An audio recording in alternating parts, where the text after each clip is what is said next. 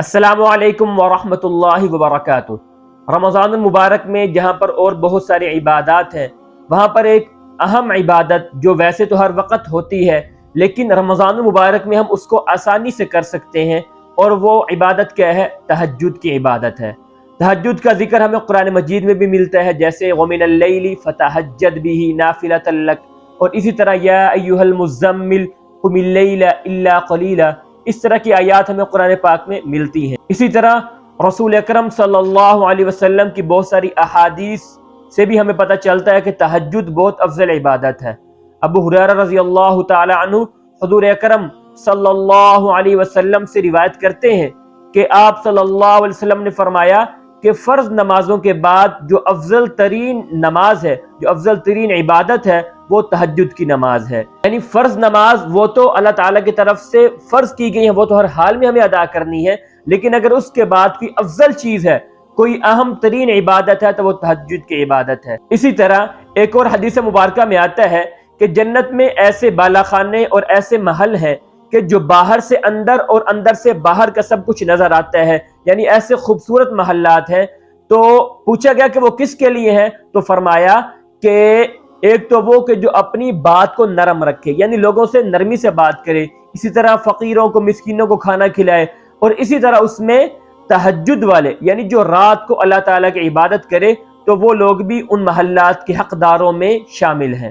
اسی طرح اور بہت ساری روایات سے ہمیں تہجد کی فضیلت معلوم ہوتی ہے۔ ایسے تو پورا سال ہمیں اس کی کوشش کرنی چاہیے، لیکن رمضان المبارک میں ہم اس کو انتہائی آسانی سے کر سکتے ہیں۔ دیکھیں، پورا رمضان المبارک ہم سحری کے لیے جاگتے ہیں الحمدللہ، تو جب ہم سحری کے لیے جاگے تو اس وقت کم سے کم بتا رہے ہیں ہم آپ کو کہ کم سے کم ہم 15 سے 20 منٹ اپنے تہجد کے لیے خاص کر لیں کہ اس میں نے نوافل پڑھنے ہیں، 4 نوافل، 6 نوافل، 8 نوافل میں نے پڑھنے ہیں، اور پھر اس کے بعد کم سے کم 5 منٹ 10 منٹ ہم اللہ تعالیٰ سے انتہائی عاجزی سے اور انتہائی انکساری کے ساتھ اللہ تعالیٰ سے ہم دعا کریں، اپنے گناہوں کی بخشش مانگیں، اور اسی طرح جو دعائیں ہم نے کرنی ہے ہم ان کو کریں۔ اب اس میں ایک یہ بھی ہے کہ کیا تہجد کے لیے سونا ضروری ہے؟ تو بہتر تو یہی ہے، رسول اکرم صلی اللہ علیہ وسلم کا جو معمول تھا، وہ حضرت عائشہ رضی اللہ تعالی عنہ نے ہمیں یہی بتایا کہ آپ شروع رات میں آرام فرماتے تھے، اور اس کے بعد پھر آپ آخر رات میں جاگتے تھے اور اللہ تعالیٰ کی عبادت کرتے تھے۔ لیکن پوری رات میں عبادت کرنا رسول اکرم صلی اللہ علیہ وسلم کا ثابت ہے، اور اسی طرح بہت سارے اولیاء اللہ بھی ساری رات اللہ تعالیٰ کی عبادت کرتے۔ لیکن ساری رات اگر کوئی بندہ جاگ رہا ہے تو وہ بھی آخری رات میں تہجد پڑھ لے، لیکن اگر کوئی بندہ سو جاتا ہے تو وہ بھی آخری رات میں اٹھ کے تہجد کی ضرور کوشش کرے۔ رمضان المبارک میں تو اس کو ہم آسانی سے پڑھ سکتے ہیں۔